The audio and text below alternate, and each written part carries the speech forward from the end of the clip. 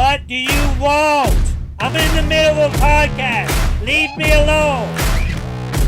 This guy who really is, I think, a bad guy. Russell, I think you are a bad guy. I'm not going to sit here and tell you what you want to hear. I'm going to tell you what the truth. I don't want him knowing where I live. You can hate Russell, but one thing you cannot take from Russell is his ability to play that game.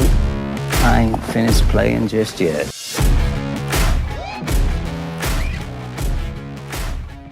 Welcome to the Russell Hantz Show. I am your host, Russell Hantz, and today we have a crazy episode. You guys, it's a lot different than I'm used to doing. It's usually I do reality TV. This is what I want to get into, a bunch of different things. I want to, I'm going to do reality TV. I want to veer away from that sometimes and do other things, interesting things, some fun things. And this is a topic that a lot of people are probably going to be interested with, but everybody's a little scared of this topic. We're talking to Mike Daniel. He has spent 23 years in prison for murder. So we're going to talk to him, and we're going to hear his story and how he feels about what he did, and also, everything that happened then and after. So, Mike, welcome to the Russell Hantz Show. How you doing? Pretty good. How about y'all? So, you spent 23 years in prison for murder, right? 23. So, how was that? 23 years of your life. How old were you when you went in? I was 25, almost 26 years old, 25. 25 years old, I was almost 26. Okay, 26. So, what I want to know is, I want to start from that. I want to go back to that day. What happened, the beginning of your day, when it all went down. I kind of know what happened already, but I want to lay it out for the listeners. What happened to the beginning of that day to when it went down? I was in a bind at the time. I sold drugs at the time. Okay. And I needed to collect some money from a few different people. I went over to the guy's house. I spoke with him, and so that earlier that day, you were married, correct? I was married at the time. Yes, my wife was pregnant with my son. Okay. She's pregnant with your son. Yeah. My wife had been on me for a long time about quitting what I was doing. She didn't care about the money. She wanted me to get a job, but I persisted. It was the only way I knew how to make a living at the time. At the time, that's how I made money. I sold cocaine and marijuana at the time. Okay. So that day, when I don't want to go straight to when it went down. I want to talk about what earlier that day. Did your wife tell you that day? Did y'all ever talk about you need to stop this, or you were collecting on what people owed you that day? Is that what you when you woke up that day? What were you thinking? Can you remember that? Well, yeah, I knew I had to go see certain people. The guy that was involved in the murder, the guy I killed, I had to go see him that day. I wasn't expecting it to turn into that. I wasn't expecting that at all. So when you woke up that day, you was like, okay, I got to go collect some money. Were you friends with the guy beforehand? Was he part of the drug industry at the time? Yeah. I don't want to, call shade on anybody and anybody's family. What happened was a tragedy. I'm sure he was, people loved him. Whoever he was a human being. Yes. So I don't want to make sure that we make that clear. That this is, we want to know the story and what happened and went down. But I don't want anybody to get upset. You'll never ever hear me say anything bad about that guy. I'm sorry it happened. I'll never badmouth him in any way. Me and this guy had never ever even had an argument before that day. So you knew him? I knew him. I knew him for about 2 years. So we were business associates. I wouldn't say we were friends, but we were business associates. Okay, so he owed you money for what? For marijuana. Okay, how much did he owe you? He owed me $2,500. $2,500. So you're driving to his house. Where was this located? Aldine Westfield, Ritchie Road, in on Houston. The north side of Houston. Okay. Yes, sir. So you're driving to his house, and you're in your mind. bring a gun? Did you? Because I know he Oh, was yes. shot. Did At you that bring a? time. But did you? Were you going there to hurt him? Oh no, not in any kind of way. I never even expected. I never expected any kind of confrontation like that. Never. I mean, never even. So have you collected from this guy before? We did business together. We did business all the time. I never had any problems. We never. Me and this guy used to go fight roosters together. We go fight dogs together. That's not. No, those days are over. Yeah, I You mean, know, but with that's what we did. I Right. mean, me and this guy had never had any kind of, never had any kind of argument, let alone a confrontation type of argument. Okay. So you drive up to his house and explain what happened. I drove up and I got in a car. We talked for a while, and What was he saying? He didn't want to pay. He felt like he didn't need to pay right there, and he offered me probably about $150 of what he owed me. And I was like, look, man, that's not happening, man. You need to take care of your business with me. This is what you owe me, and this is what you need to take care of. And he was like, this and that, and this and that. And I said, no. We argued about it for a little while, and finally, when it started getting heated and everything, I left. I got So in the car you and left. I left. So you left, and you drove away. When you was driving away, how far did you go before? Because I know you. Maybe 3 or 4 blocks, quarter mile, half mile, maybe.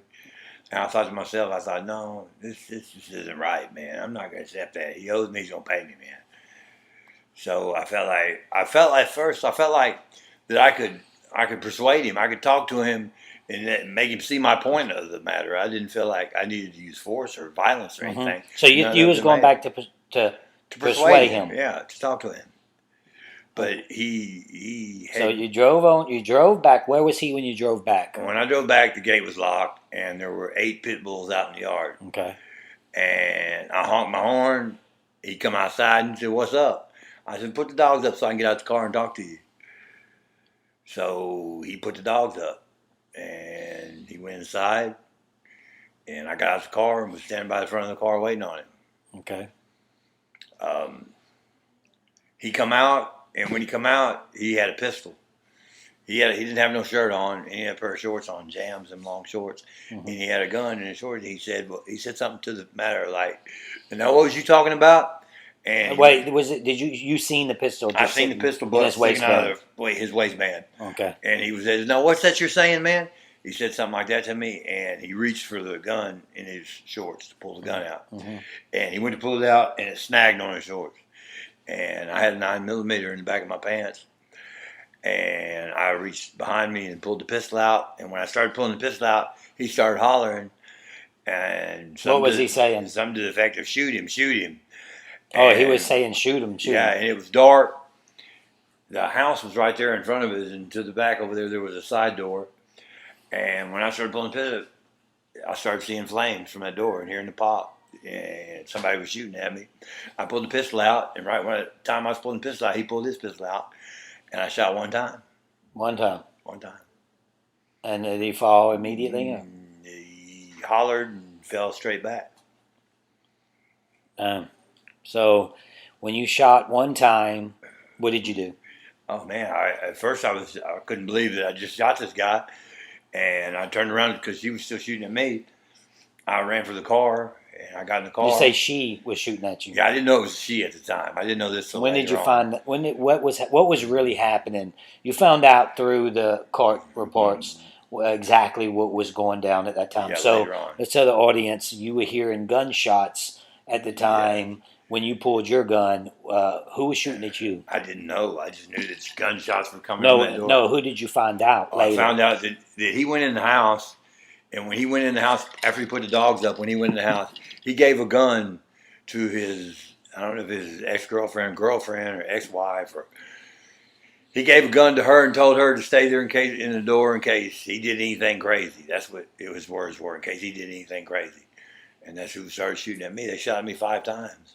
5 times. 5 times. And okay, so when you shot, you seen him fall backwards. And my first thought was, oh my God, I just got a life sentence. You thought that immediately. That was my first thought. Oh my God, I just got a life sentence. I can't believe this is happening. And you get in your car and you take I off. get in my car. Okay, tell me what happens after that. Yeah, I drove home, and I told my wife. My wife was pregnant with my son, and I'm in a panic, man. I mean, I just shot somebody, man. I'm not. I don't know the word I'm looking for, but I'm not a ruthless type of person. I'm not. Were you like panicking, like hysterically shaking, or Yeah, what type? I was visibly shaking. I was visibly shaking. I was Right. visibly shaking. Right. So when she seen you, she knew you was She like, was like, "What's wrong?" I said, "I gotta leave. I gotta go. I gotta go." She said, "What do you mean? What's going on?" I said, "I just shot Rondo," and she was like, "What?" And I told her what happened, man. And I had to go. I had to leave. So where'd you go?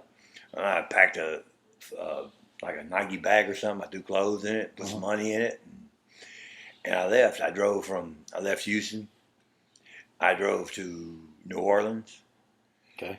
I pulled over, man. I was so visibly shaking that I pulled over halfway. Well, now how between- did you know that he was? You did all this and you didn't know if he was dead or not. Mm-mm. So I what didn't was, know who it was, but where the bullet hit, where the bullet shot was, I was pretty much sure that. so you knew that. Was you hoping in the back of your mind that that you didn't kill him? Oh yeah, Or of did course you I just was. knew Of that- course I was. I knew, but man, I pulled over. Look, I pulled over on the side of the road on Interstate 10 between here and New Orleans, and I sat in the car and I cried at a rest area and cried, man. Yeah. I prayed and I cried. That and he I was prayed still- to God, that he was please still- don't let that guy die, man. Please, how can this happen? Don't just be a nightmare or something, man. Yeah. I couldn't believe it was happening, man. I mean, I was that shook up. Right. So when you headed to New Orleans, did you meet anybody? You was in your vehicle. Now, when I got to New Orleans, the car had bullet holes in it. Oh shoot. The Okay. car had bullet holes in it, so I couldn't drive the car. So I drove the car to a parking lot, and I parked the car and got out and started walking. Okay. And then who took you to New Orleans? Well, no, I was in New Orleans. I parked the car in New Orleans. Oh, I see. Yeah. Then did somebody pick you up while you was And I you was went to sort a of bar. hitchhiking? I went to a bar and started drinking at a bar. Okay. And I met a guy. I was. So now you're on the run in your mind. You're Now I'm on a run. Right. I'm on a run. The next day, well, let's go back to that. I was at the bar. I met a guy, and he worked out on a boat. He went out on a boat for like 30 days at a time. right. And he was from Mobile, Alabama, and he was a kid. He was from the country, and he met a girl, and they went to a bar, and then they went home to a motel. I say to a motel, and he woke up in the morning. He didn't have no money or nothing. Yeah. So he didn't have no money. He was in New Orleans, broke, wanted to get home to Mobile, and I was like, "Well, man, I got money. I got everything, man. If you give me a ride to Mobile, Alabama, I'll pay for everything." Okay. So y'all took you and this kid took a trip to Mobile. You know, well, I called. First thing I did the next day, that morning we got daylight. I called my mother, and my mother told me that. What did you tell your mom? I called my mother. My mother says, "Where are you?" And I said, "I'm not in Houston." And she says, "You know they're looking for you." And I said, "Yes, ma'am. I already know." Did she tell you he was dead, or did Yeah, you? she told me he's dead. Is that when you found out? When you found I out? found out that he was dead. Yeah. And then did the panic set in even a Oh, little man, more it then, was or like- can you remember that like it was yesterday? Yeah, I when- can remember it. I'm like, what do I do, man? My God, man. I mean, what do I do? I'm 25 years old. I don't want my life to end. His life was over, but mine was really over too at the time. You know what I mean? I mean, Right. It's like I never imagined going to prison and getting out. I would go to prison, I would never get out. That's what was in my head at the time. And what was your conversation like with your mom? My mom was like, "Man, what happened, man? I couldn't." Did you tell her what went down right there I on the told her phone? I didn't mean to, Mom. It just happened, man. I mean, I explained to your mom that she just killed somebody. But what was bad about it is I carried at all times. I carried guns with me at the time, man. I carried a shotgun between the seat and the door of the car at all times, and I carried a 9mm pistol. And about 4 days before this happened, I had been over at my mother's house, and my nephews wanted to play in the Bronco. I had a Bronco at the time. They wanted to play so I let them play in the car. But I took the guns out, took them in the house, and put them on the refrigerator. And my mother said, "Michael Ray, you carry them guns everywhere you go. You don't think you'll ever have to use them?" And I was like, "Oh no!" I played it off. I pushed it off. You know, It's no big deal, Mom. It's no big. I got them out. Did she I played say? it off. What did she say? I told that must have went through her head Oh, yeah. since it was so early that she seen the guns. It must have went through her head that I knew this was going to happen. Type It thing. had to. It had to because I mean she just warned me about it 3 or 4 days ago. And I carried the guns for my own protection because in that business, I mean, it could be bad. People got robbed all the time. And I didn't want to be robbed, but I never really expected. I mean, people liked me. I didn't have enemies. I didn't have a lot of enemies. I didn't have no enemies. I didn't have confrontations with people. I'm easygoing, man.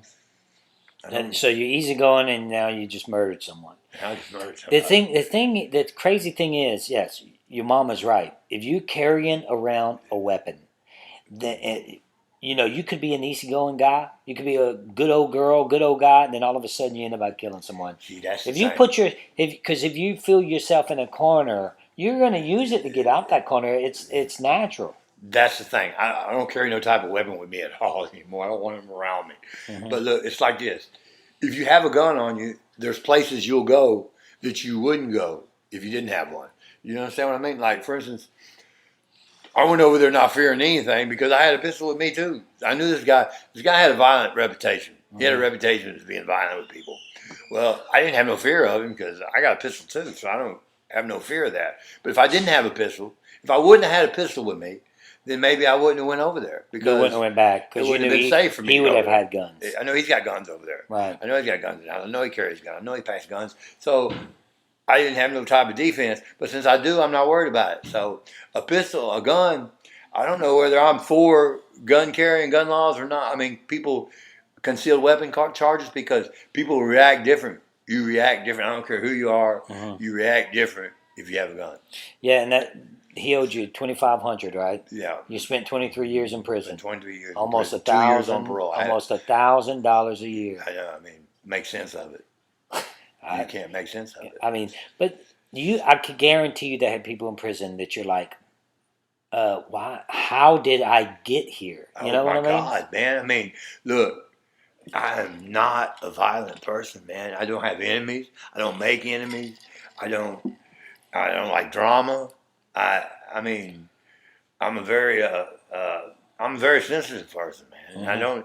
And I'm sitting in prison for murder, and I'm here with convicted killers, and I mean real killers. I mean, real killers. Well, you were considered a real I killer. was a real killer, I guess, but I don't know. There's a difference, man. I mean, I'm not saying I'm better than anybody, 'cause I'm not better than nobody, but I'm saying there's a certain mindset that a person just don't care about life. You know what I mean? All right, let's get back to New Orleans. Okay. You was in New Orleans. Yeah. You went all the way to Alabama with a guy you just met. What happens from there? We get to Alabama, and we stayed at his grandmother's house for about 3 days. His grandmother's a sweet woman. She was 93 years old. I had a good time. I like to talk to old people, man. I like to listen to the stories. So you stayed at We you stayed was at on the grandmother's run. house. You was staying at this grandmother's house. She didn't know. Yeah, see, I don't know. They didn't know. He asked me what I was Oh, doing. you know, at this point in time, everybody is looking for you. Yes, I know that I'm wanted. Right. Now, I just found out about 3 days later. I called back, and I found out that they believe that I've left the city. So now the FBI is looking for me for a fugitive with attempt to flee prosecution. That's like America's Yeah, most wanted type not stuff. Not yet, but yeah. It's Oh, not fixing to yet. be. Not yet. Okay, but so we're in right Alabama. now, Let's get further. I have a fugitive warrant out for me for a How felon. long do you stay at Grandma's house? We stayed there 3 days, and he was like, "Well, man, where are you going?" And I said, "Man, I'm going to Florida." And he said, "Well, what are you going down there for?" And I'm like, "Well, I caught my wife cheating, and I Right. just took off." And so he said, "Well, man, you know what? I've always wanted to take off on an adventure like that. Let me go with you. Let me go with you, man." And to me, it was like, well, look, he's got this 89 tricked out truck. He's a college-looking type of kid. Right. He'd be a good cover for me. They're looking for me by myself. They're not looking for me Right. and him. Uh-huh. So the cover, it was like, okay, let's go. Right. So where'd y'all head to Florida? We head to Florida. What part in Florida? First destination was Pensacola. No, yeah. Did you Pensacola. at this We ended up in point, when Pensacola. let's say you're crossing the Florida line, at any point do you feel? Because I could see how you would feel safety, because you're so far away from where it happened. At any point did you feel free? Oh no! It's No? constantly in my mind, man. It's constantly in my mind. My God, what am I going to do? My whole life is ruined. My whole life is ruined, man. What do I do, man? Where am I going to go? It's just a matter of time. Sooner or later, they're going to catch up to me, and I'm going to go to prison forever. So what do I do? My God, man, how can this be happening? So you're in Florida now Yeah. at Pensacola. Mhm. What did you do that first day? So, well, we stopped at Whataburger, and Oh, you remember it like it was I can remember yesterday. Huh? yesterday. We stopped at Whataburger. And, I'm cowboy hat and cowboy boots and big buckle, and I'm from Texas, man. Right. And all these girls are in there like, and all these girls talking to all the girls in Whataburger, and we're like, what club is there to go to here in Pensacola? So they told us about this club, and I remember pulling up in the parking lot. Did you have drugs with you while you? Yes, I had cocaine with me. Okay, and how much cash do you remember having? Probably $15,000. And you remember how much drugs you had on you at that time? Probably about 6 ounces of cocaine. Okay, so you was ready to sell or party? Do whatever I got to do. Right now, I just want to keep my mind off this. I'm Right. trying to party, and I'm trying to keep my mind off what's going on, man. Okay, I don't so want to face it. so you in Whataburger talking to girls where to go party. they told us- First I remember- day in Pensacola. I remember pulling to the club. I remember the line went all the way out in the parking lot, and they were playing a song by Poison. Golly, man. I can remember the song they were playing and everything because it was so loud. They were playing that song, "Ain't Looking for Nothing But a Good Time," by Poison. Right. Remember that song? Yeah, I That know. hair band? Right. And that's what they were playing. So we went in that club. And right away, my friend, he meets this Filipino girl, and he falls in love. And he's like, man, I'm going Oh, home you with mean her. your buddy that you've been yeah. riding with? Yeah, automatically he's in love with this girl. And he's like, look, take my truck, man. We can go get a motel, whatever. I'm going home with her, and I'll call you tomorrow. And I'm like, okay. And I'm still like, I'm sitting by myself. This club is jam-packed, man. Dance floor is jam-packed. Club's jam-packed. I'm sitting by myself. I'm drinking. I'm trying to drink and not thinking, my God, what am I going to do? Right. Let's see. At one point, some girl comes over, and I don't mean this as an offense or anything, but she probably weighed 400 pounds. She was barefoot, Okay. and she wanted to dance. And I don't, no, thank you, ma'am. And then we were sitting there, and I met another girl named Rhonda, and I don't know, I talked to her a little bit. Next thing I know, I'm going home with her. Okay. And, So now you have a place to stay now I have for a the place to night. stay. Now I have a place to stay. That would, I mean, I'm not saying that would ever happen to me, Yeah. but that my goal would have been, okay, I'm going to a club to try to find someone I can hook up with, That's- regardless of how much they weigh, just so I can, go It have wasn't a about the place way to she weighed, but stay. then she got mad because I asked the other girl to dance, and this other girl overheard it, and she's like angry now. Oh, I thought you didn't dance. She's angry and everything. So I'm having problems with this.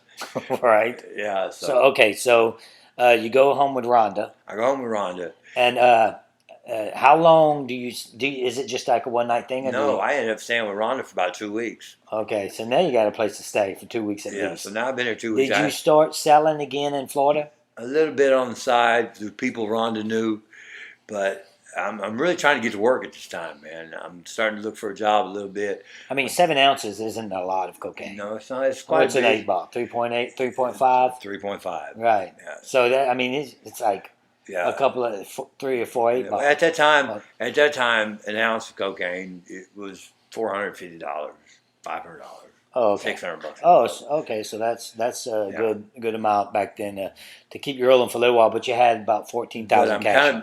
I'm being. I don't want people to know what I got. You know what I mean? Right. I'm just barely getting by. I got a little bit of money. You know what I mean? I'm just trying to. Right. I'm So trying to so make it, you man. so you stay 2 weeks at Rhonda's house. What happens after that? One night, Rhonda. I liked Rhonda. She was a good girl, but Rhonda was very. I don't know how to say it. I don't want to say it, but I mean, I don't have Just know how to say say it. it. Yeah, you Rhonda guys- was slutty, man. Well, you can I say mean, whatever you want on this okay. show. Yeah. Rhonda was short skirts, one button on her shirt. I mean, they got trashy women, they got trashy That's the way men, Rhonda was, okay. they got trash all over the world. All right. I'm sure the listeners know that. Yeah, okay. So they also have classy So one women, night- classy men. It one night, me and depends on Rhonda- where you heading. We're coming home from a party one night, and I told Rhonda, "You always got to act like a hoe, man, everywhere we go." And she's like, "Rah, you like it, motherfucker?" And we start arguing. Okay. So we get to her house, and now she's arguing on the front porch. Did And you I'm start like, liking Rhonda or something? Because I mean, usually when you start arguing with someone and saying that stuff, you kind of have a little feelings from it. I kind of liked her, but I just didn't like all the time. I mean, sometimes it's okay. Sometimes it's okay if we're going out to the club or something. Sometimes Oh, you just didn't and like the way she- she dressed all the time. all the time, man. And it's just, I don't know, man. It just kind of.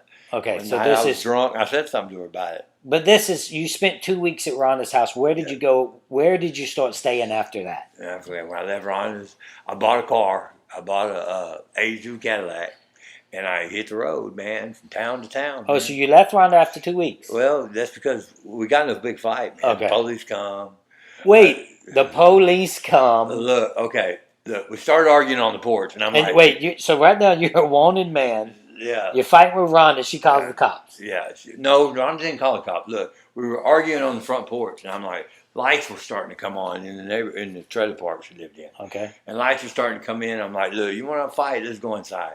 But she slung a drink in my face.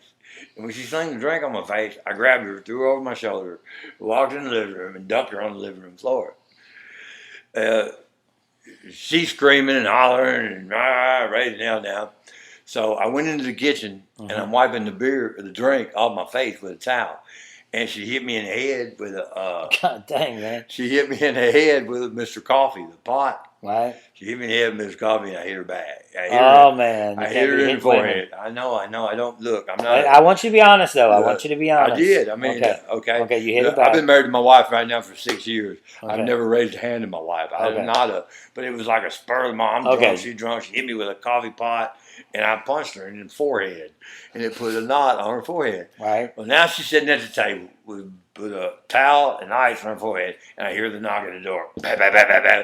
And you just tell by the way the police knock. Uh-huh. Most people don't Oh. knock like the police knock. Man. So I'm like, oh my God. And they push the door open, and the police come in. It's a female and a male police.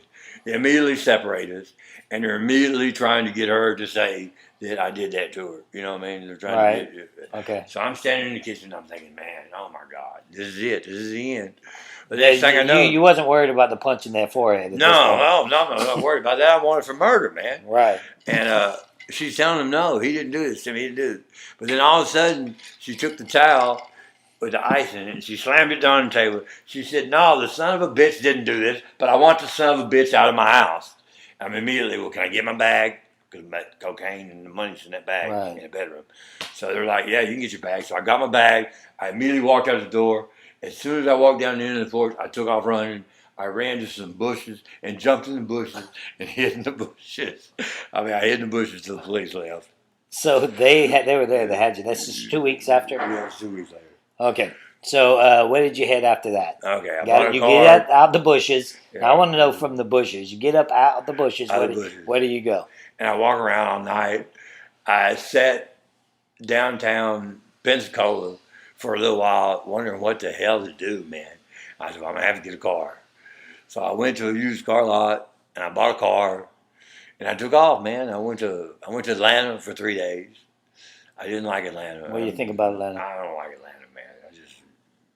I didn't feel it at all. Okay. I was A lot of people wrong like there. Atlanta, man. I did not Atlanta's like a big. Atlanta. I did not like Atlanta. Nothing about it. Okay. I left Atlanta and I come back down. I went to, Panama City. I like Panama City. Of course. I started hitting beaches and motels on beaches, and that's what I did, man. So you just went from beach to beach, motel to Beach, motel. beach, I had a routine, man. I'd get up about. Okay. Did you ever? What town did you stop? Did you stop in Daytona Beach. Daytona Beach. Daytona Beach. So you stopped there and you started actually trying to live a life. Now, how long has it been since you shot this guy till you was in Daytona Beach? Like how? That happened in July. This is by now it's about October. Okay. Yeah. So it's been a while. It's been a little while then. Yeah. And you're still on the run. Yeah, I'm still. Have you heard anything from your wife or from your mother at this point in time? I hadn't talked to my wife at all. I didn't talk to my wife. So you didn't talk to your wife one more time No, one more when you time. left that house that day. And I talked to my wife. That had to be kind of rough, huh? I'm ashamed, man. And how could she's pregnant with my son, man? And look what I've done, man. Did you And- kind of just almost erased it out of your mind? I had to, man. It was like My wife used to look. I mean, Was she? I'm not proud of this, but I cheated like all the time with my wife at that time, man. Okay. And I would not come home for 2 or 3 days at a time. And my wife used to beg me, look, baby, you got to quit and get a job. And I would be like, well, how can I? I mean, I can't provide what I'm providing to a normal job. This is the only way I can do it, man. Okay. And she, I don't care about the money. Please get a job. This is all I want. Blah, blah, blah. And I just ignored it. I kept doing what I was doing. Right. So I'm. So you're in Daytona now. I'm in a situation because of myself. You're in Daytona. Yeah. And how does that start off for you? Daytona was all right. Daytona, I like Daytona, and I'm having a good time. Did you meet any ladies there? Yeah, and What was her name? oh man, which one? I mean, it was like The one that mattered. None mattered. Man. Okay, Because none mattered. we're just trying to have a good So time. you didn't meet any ladies there. Did No. you? Did you got you on? You was in a hotel. Did you Yeah. get your own place Yeah, at I any point in had a time? hotel. I finally ended up renting a room at somebody's house. They had a room for rent. It was a block from the beach. I rented a room, moved in there, and that's where I was living. So you was living in the room. Yeah. And that How much was you paying? Oh, I don't even remember. I paid so much a week at the time. I don't remember what it was. Was you working at this point? Because it's starting to get to where you spend a lot of money. I'm sure. I had You're had a running job out. for a little while. I worked for a steel erector company where we did like storage buildings, steel storage. So buildings. did you put your real name in when you worked No, for? no. What was your name? Your name? At Michael that time? Santinelli. So it's Mike Daniel now. And I had several. I had a couple run-ins with the police during this time too. when you just said Michael. You didn't I have would make an up ID. a name. I just make up a name. Well, what would they say if you don't have an ID? What They would write say? it down, run it. If it come up clear, they let me go. Okay. Okay. I just Michael Santinelli was one I used. I went to jail on a nude beach under Michael Santinelli. Well, you went to jail and they let you out. Yes, me and a girl both. They raided a nude beach. How did they let you out? They let me out. I made bond. You made bond and yeah. you wasn't. Wait, so they brought you to jail? It was a Class C misdemeanor, which is the lowest. Yeah, but They how raided can you? How can they even arrest you when they don't even know who you This are? girl took me to a beach, and there was it was on Santa Rosa Island, and part of it was federal. This was federal property over here. So everybody on the nude beach had to be on that part of the sign, but I didn't know it had got so crowded it moved over this. And we're sitting on a nude beach, orange out, me and this girl, and there's people everywhere. And the next thing I know, I see a truck come over the sand dunes with people dressed in the back of the truck, and I'm like, I figured it was like when you went to Fort Walton Beach, where all the clubs are. You get these people with microphones that come down there and Right. you're going to hell for going to these clubs and stuff like Uh-huh. that. Well, I figured it was the same type of people. Right. But they jumped out of the truck, and this woman runs up, and she flips out a badge, and she says, Escambia County Sheriff's Department, you're under arrest, put your clothes on. Oh, so it was not a nude beach. You just made it a nude beach. They had made it a new beach. I didn't. Right. She took me there. I didn't know. And Okay. they're like, Escambia, and I started laughing. Yeah, right, I'm under arrest. She said, I said, put your clothes on, you're under arrest. I'm like, so they loaded 18 people. They loaded us up in a paddy wagon. They took us to jail. It was a Class C misdemeanor. I called the bondsman. I told him, look, man, me and her's in jail for this right here. It's a Class C misdemeanor, $500 bond. I don't have the money on me. It's in my car. If you'll get me out on bond, take me a car. I'll pay you for your trip there, and I'll pay you. And he bonded me out. Wow. I don't understand how somebody can go to jail with a fake name I went to and jail get out with a fake and name. got out and made bond. Wow. And made bond. Okay, so now you're in. Let's get to the last week. Okay, it's The the last last day. week. The last There was day. a bar. There was a bar called Top Shots. It was on the boardwalk. Now, how many months has it been at this time? The last day. July, September, October, 3 months. So you've been on the run for 3 months, 3 months, yeah. and now you're at a bar. I'm in a bar. I go to this bar all the time. It's called Top Shots. Everybody knows me by Johnny. That's what I tell everybody my name is. Johnny was an easy name to remember because Johnny was my father's name. Okay. So it's an easy name for me to remember. I go in the bar, and there's a guy in the bar named Chicago. Chicago was always in the bar, in and out the bar. Chicago was a local confidential informant, but I didn't have no idea. When I go in the bar that night, he sees me and he comes over. Oh, let me back up. Okay, the night before, Okay. I went down there, and the police were everywhere. and they had roadblocks set up, and they were stopping people and questioning them. They stopped Was me. that for you? Yeah, but I didn't know that it was for me. They stopped me and they asked me, "What's your name?" I told them Johnny. He said, "Johnny what?" I said, "Johnny Younger." He said, "Where you headed?" I said, "Over here, top stop." He said, "What are you doing here? Where you from?" I said, "Arkansas." Because I know I got an accent when I talk. I got a Texas accent. Right. So I thought maybe he won't recognize the difference between Texas and Right. Arkansas. So I told him, "I'm from Arkansas." He said, "What are you doing down here?" And I remembered that there was a construction plant in Ormond down the road. I said, "I'm working down at the construction job down there." And he said, "All right." And he let me go. Okay. So at the time, I panicked. I felt, man, they're looking for me. They're looking for me. And But I they left. were looking for you. They were looking for me. And So they had left, roadblocks and everything looking for you. and at this stopping point. people and everything. So I left. How did they know you was in that area? Well, the FBI is different. The FBI is in a whole nother class from, say, city police, county police, DPS. The FBI is very educated. They're very educated. Of course. And what they do when you're a fugitive is they assign a team to your case, and they start going back, and they build a profile on you. And when they get done building this profile on you, they're going to know everything about you. They're going to know what kind of restaurants you go to, what you do in your free time, what kind of cars you like to drive, what kind of work you do, where you hang out, what you do. They're going to know everything about you.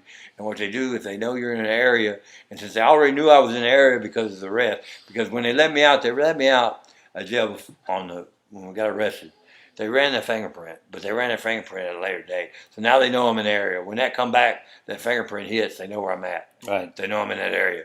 So they start targeting areas Oh, I see. that you might be in. So they knew they were close to you, They knew at that time. and you seen them looking for you. Yeah. So you freaked out. What did you do? Well, I went, but the next night I convinced myself that they weren't really looking for me. I'm getting paranoid. You're not that famous. They're not looking for Right. you, man. They're not looking for you. There's no way. They're not looking for you down there. I went back down there. So you kind of started getting comfortable then. I started getting too comfortable. Yeah. I went back down there. As soon as I walked in, Chicago, "Hey, Johnny, what's going on, man?" I said, "What's going on, man?" He said, "You got anything?" I said, "Yeah, I got a couple 16ths on me." He said, "Look, man, I have to go over here and get some money." This is the informant. I mean, this is the rat. informant. This is a local confidential informant, which I didn't know until later when I got the police reports. Okay.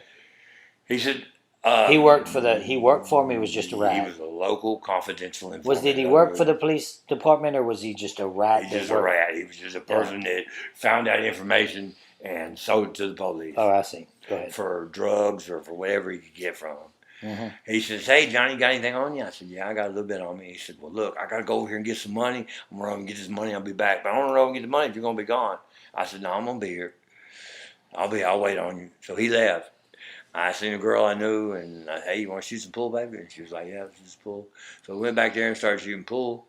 And while we were starting pool, I was looking out the window, and I seen the police start pulling in. And I seen city police and county police and all these cars pulling in the parking lot. And I thought, man.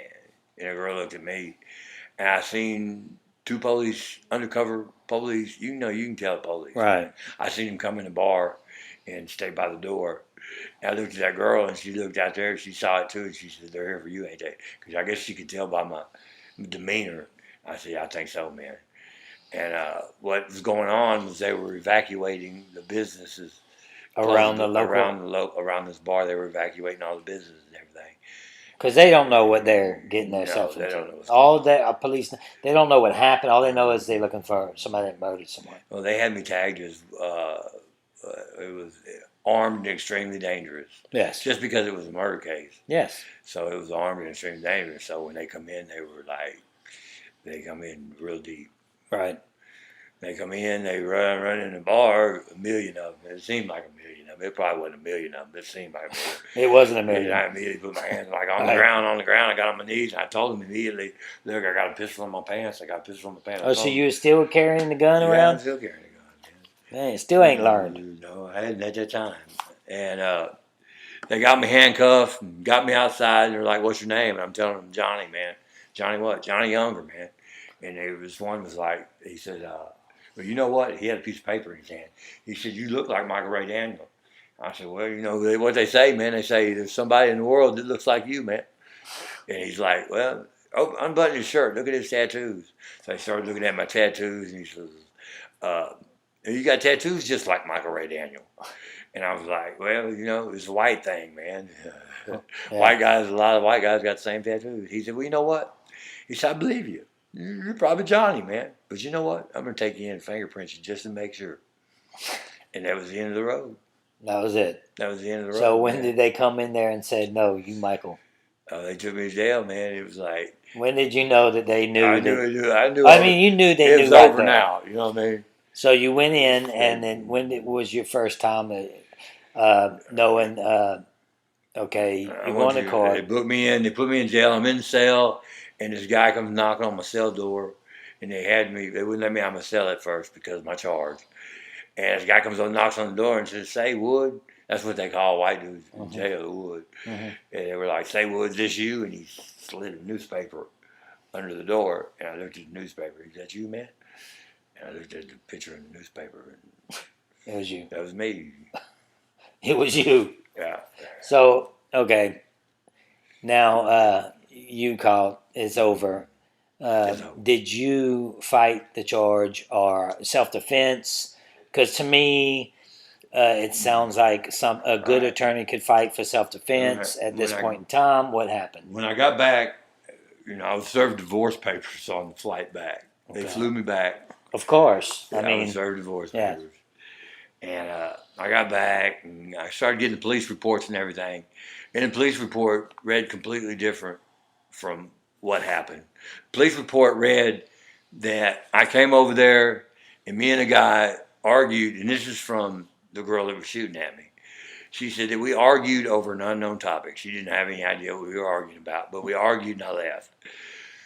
I came back, and the guy was visibly upset, and he gave a gun to her and told her to stay in the door in case he'd done something crazy. She said that he came back, he came outside, he put his hands in there. He told me, "Come on, man, let's talk about it." And I told him, "No, motherfucker, it's too late to talk about it."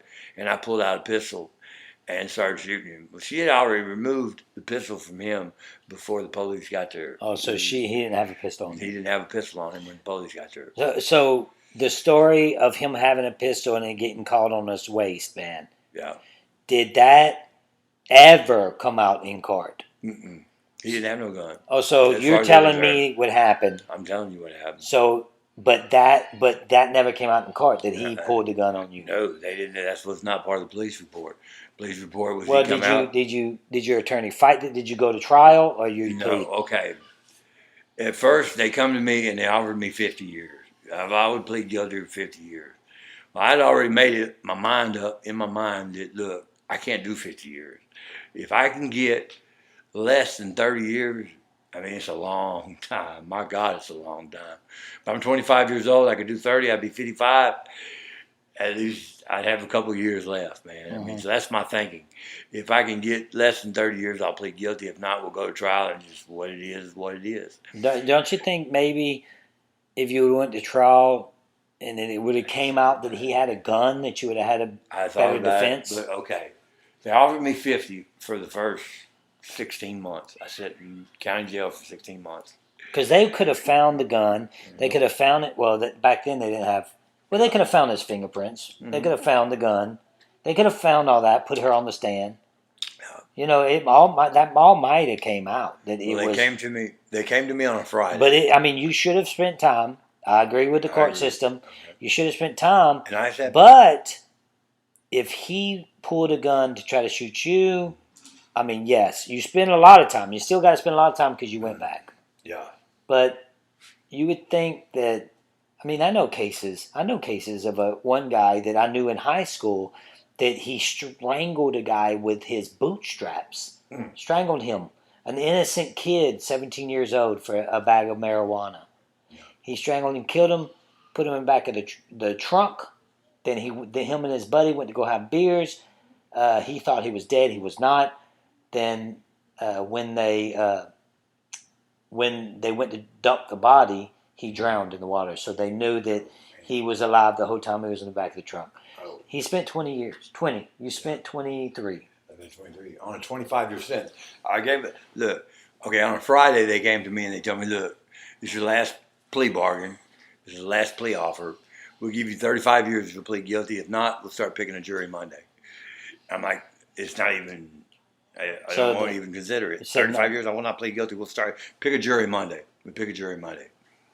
Right. Monday rolls around, we start picking a jury. We start picking a jury Monday, Tuesday, Wednesday. I get back to my cell from the courtroom Wednesday at probably about 11 o'clock at night. I'm tired. It's been a long day. It's very stressful, man. I'm fixing to go to prison for life, I'm thinking, man. It's about 12:30 at night. The jailers come to my cell and told me I had an attorney visit.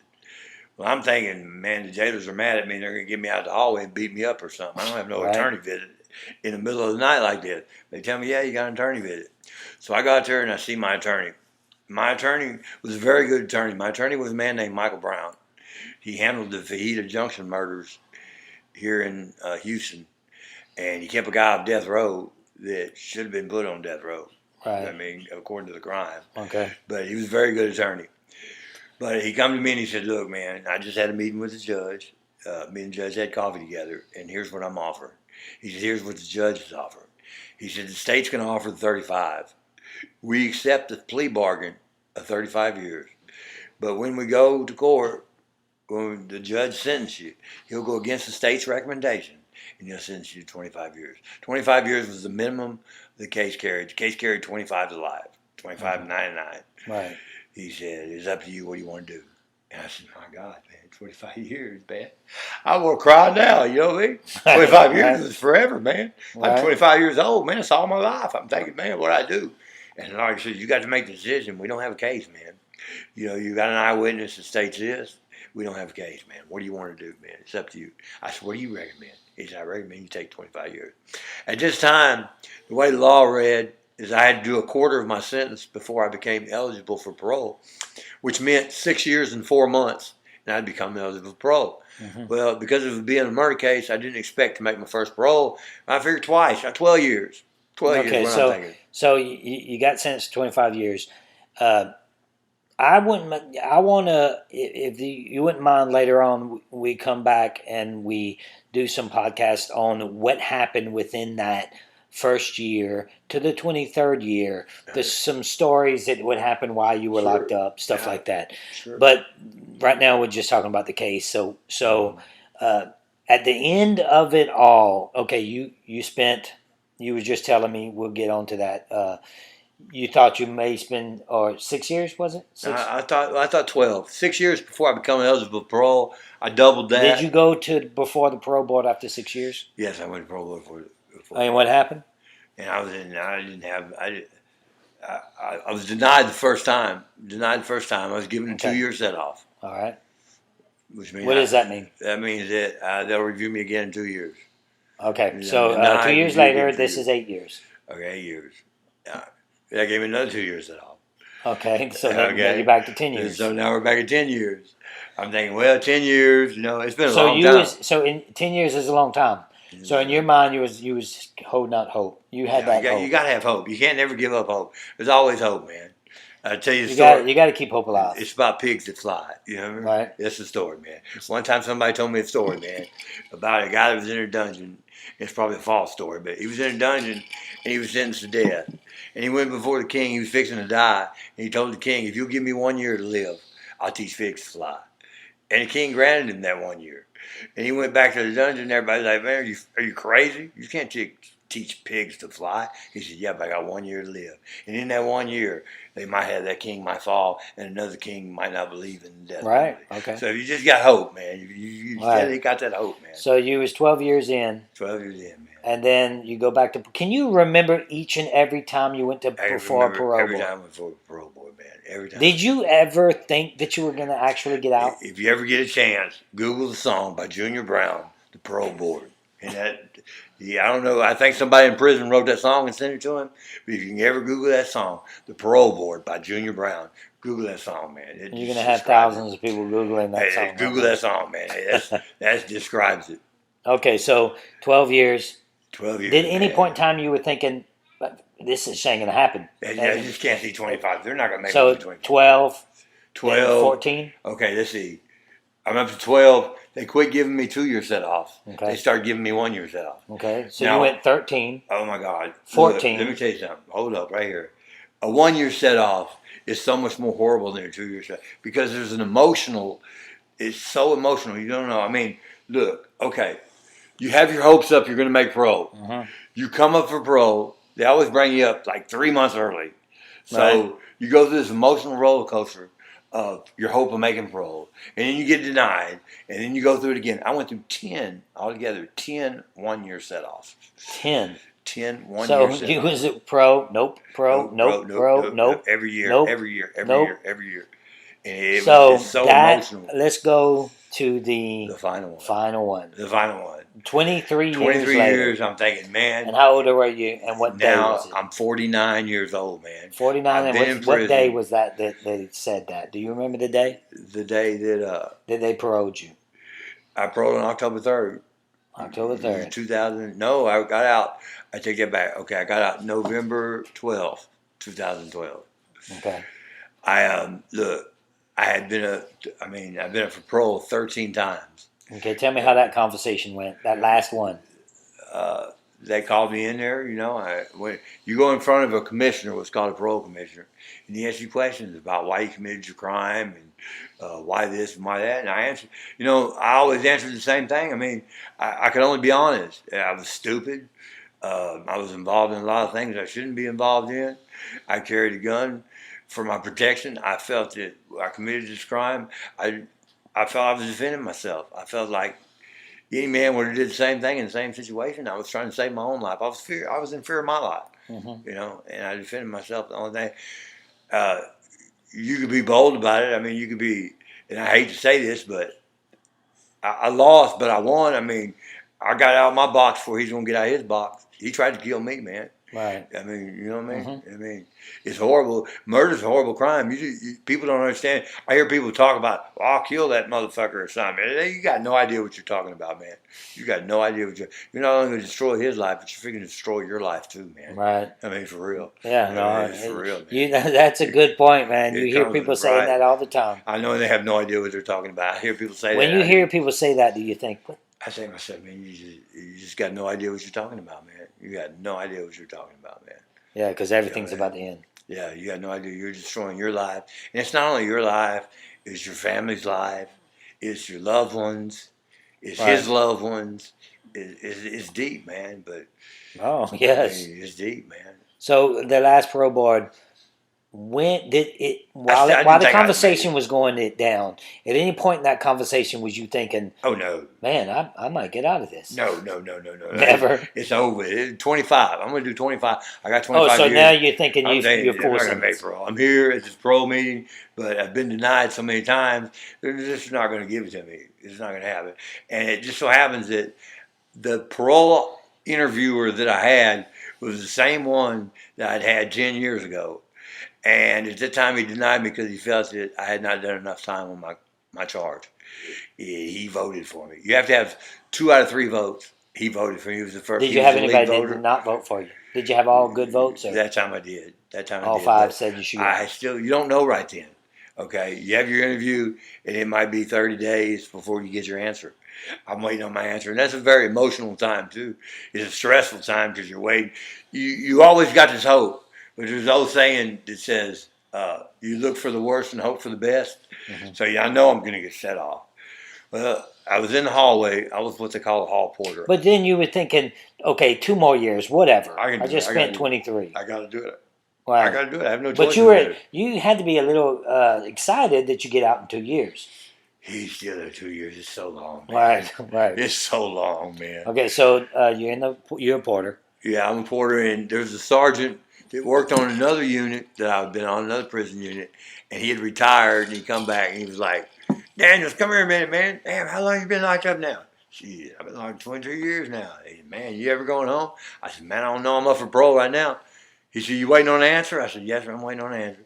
He said, "Why don't you go in the office in there and see if you got an answer yet? Tell him I sent you in there." So I'm like, "Yeah, I'll go in there and check." So I go in the office, and I hand the guy my ID behind the desk. And he takes my ID and he looks at it. And he tells me, hands me my ID back and tells him, "Yeah, you got an FI1."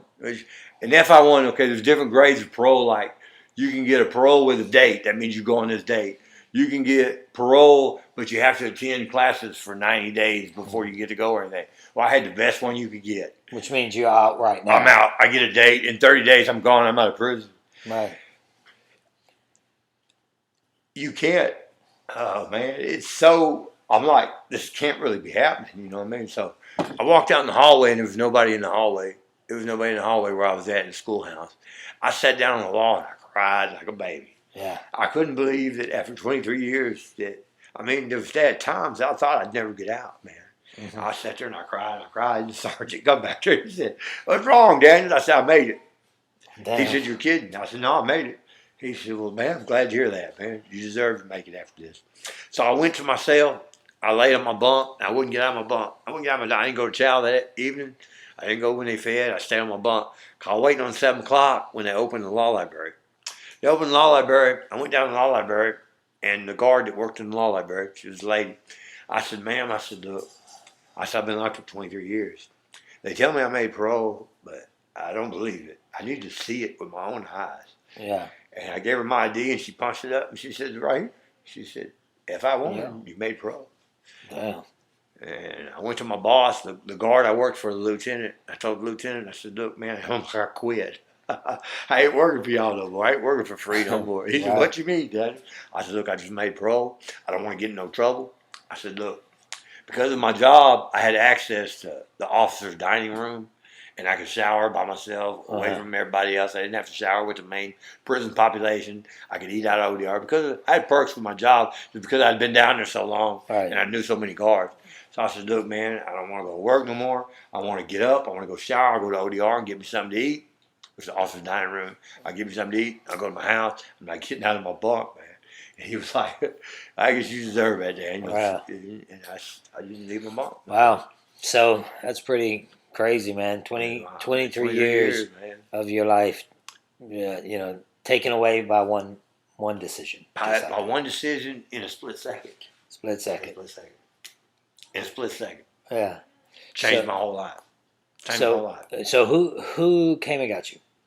Oh, You're man, out. look. You're out. You heading out. You packing your my stuff. God, look. How did it feel when you're packing your stuff You have that no last idea. day? You're. Let's see. You're straight. You don't know what to expect. Can you? I've heard about things in the world that I'd never heard of. Like, what's an email address? What's Right. an email address? What is Google? What is a cell phone? What is a smartphone? What's a laptop? Yeah. What is? I don't know what none of this stuff is. I have no idea. What's a debit card? I don't even know what a debit card is, man. Wow. You know what I mean? They gave me a debit card when I got out. I started a checking account, and I bought 250 checks. 'Cause I Right. still wrote checks, and they gave me a debit card. I didn't even know what it was. Right. You know? So when you was walking out with All your right. stuff, when you was walking I out, walked out. can you All the right. feeling that you have? The- There's no drug Oh, that my can. God. I'm only assuming, Yeah. but I'm assuming that there's no drug that you can take in this world that makes you feel that kind of freedom. You walk out. I walked outside at the walls in Huntsville. So, there's great big huge walls around it. And you walk out that wall, and here's the whole world. Wow. Here's the whole world, man. I'm like, oh my God. And I'm lost. I mean, I really don't even know what's going on, man. I had some good friends of mine. They're still good friends to this day, man. A man named David Godare has been a big inspiration in my life, a big guidance in my life. And they came and got me, David Godare and James Foster. They came and got me, and they're like, they give you $50 when you get out of prison. You get a $50 check. So they're like, go in the store and cash a check, and we'll be across the street in the parking lot waiting on you. And I'm like, well, which car y'all going to be in? So I know. And there was a big, black, long Cadillac stretch limo over there. And they're like, we'll be in that limo. And I started laughing. I'm like, yeah, right. I mean, ain't nobody come pick me up in no limo, right? So when I went in the store, everybody's looking out the windows, and everybody's like, I wonder who's in that limo. I wonder who's in that limo. And I ain't paying no attention to it because I know I ain't. Right. And I come out and I walked out, and I walked over the parking lot, and they opened the doors on that limo. So we get in this limo. After I'm used to concrete and steel, Right. hard benches, steel benches, and I'm not used to no padded seats and no limo. Mhm. And everybody's showing me these phones, man, and they're like Facebook. They're showing me Facebook, and I'm overwhelmed by all this stuff. I don't know what email is, Facebook, and you can Google something. To me, a phone was like when you grew up, you heard of crystal balls, and you rub it and you ask it a question. Uh-huh. And that's what a phone was like, man. I'm like, Right. I'm overwhelmed by all this stuff. Right. You know what I mean? I've never turned on a laptop. I've never used a phone. I've Right. never- So I want to close with your first night oh, by man. yourself. Oh, man. Tell me about the first night after 23 years of After locked years in up. prison, I had a trailer that I moved into. I didn't have no furniture in the trailer. I had a mattress. And Roxanne Godare, David Godare's wife, asked me if I wanted anything from the store. I said, yeah, I wanted some fruit. So she went to the store and she bought me bananas, grapes, and plums. Mm. And after everybody had left, because there was a lot of people over there talking to me and making plans and where I was going to go to work and all this kind of stuff. Mm-hmm. And everybody left. I'm in this trailer by my house. And prison is the loudest place you'll ever experience in your life. It's constant noise, and it's constantly crazy noise. It's erratic. It's irrational noise. It's just noises that, anyway, it's loud, man. So I'm sitting in this trailer at the end of a county road in the middle of nowhere, Elkhart, Texas, in the middle of nowhere. And I climbed, I made a bath, a hot bath. I hadn't had a bath in 23 years. I climbed that bathtub, and I sat in that bathtub for, I don't know, an hour or two and ate fruit. I hadn't had a banana in 23 years. I hadn't had a plum in 23 years. I hadn't had a grape in 23 years. So I sat in that bathtub and I ate fruit till the water got cold. And I went in there and I laid down on the mattress. And I laid there staring at the ceiling all night. Till about 4 o'clock in the morning when I finally fell asleep. And that was it. That was it. So you, It was finally over. so you went from that day to right there. It was finally over. Was it like a was, bad nightmare? You know, it was just all. It wasn't. It was every. It was like, oh, it's like the most worst nightmare ever. It's finally over. I still had parole. I had parole for 2 years. Uh-huh. So I served my parole. You know, I had 2 years of parole. Right. But parole was none who cared what they wanted me to do. They want me to jump through hoops, whatever you want me to Right. do. Just Right. don't send me back there again. Right. Well, that's very interesting, man. The whole story. I really want to get more into when you were locked up. You know, the time you were locked up. We're going to do that on another podcast.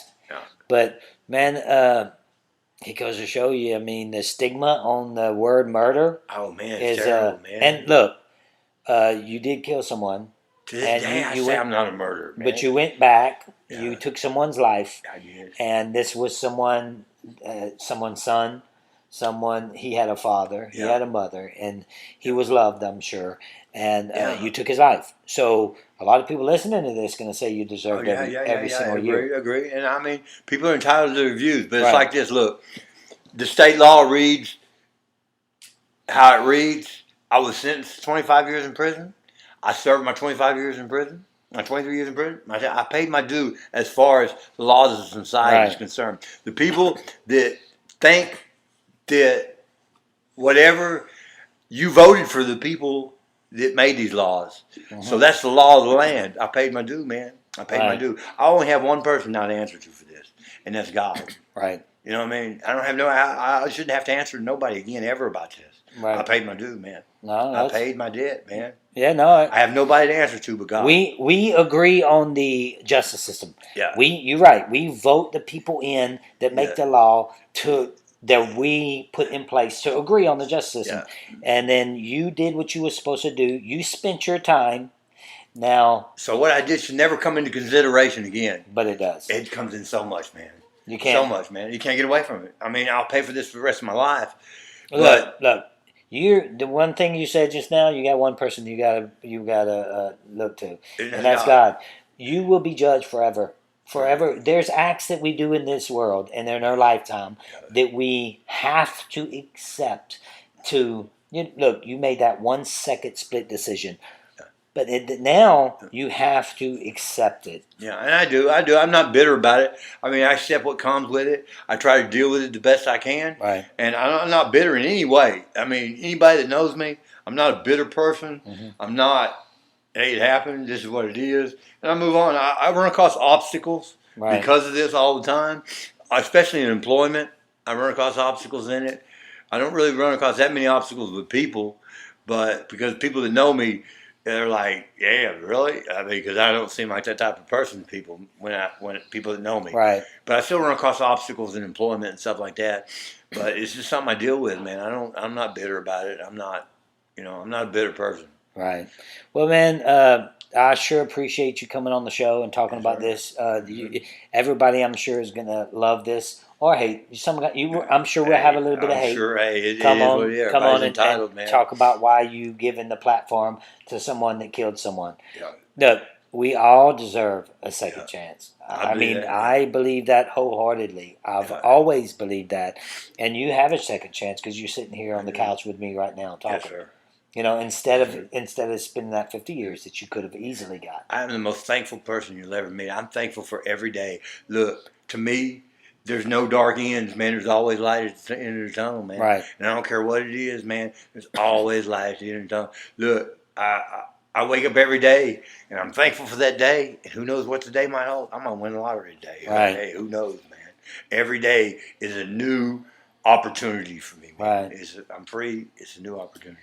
Okay. Well, we appreciate it, Mike, and I hope you guys enjoyed the podcast. I know this is a lot different than we're used to doing, but this is the route that this podcast is going to take.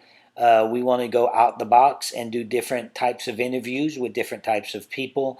Keep it interesting. Keep your day flowing and something for you interesting to watch. So that's it with Mike. We appreciate it, and you guys have a good day.